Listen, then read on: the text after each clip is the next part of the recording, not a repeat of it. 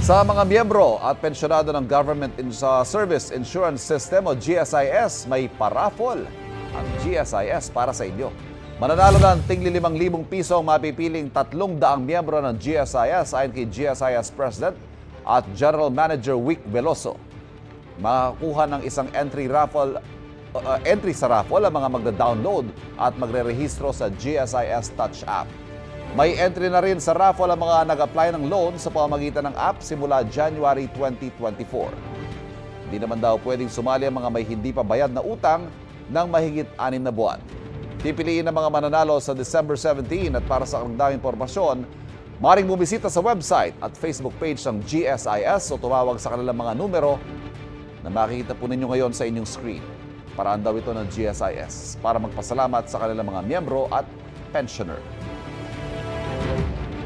Kapuso, huwag magpapahuli sa latest news and updates. Mag-iuna ka sa balita at mag-subscribe sa YouTube channel ng GMA Integrated News.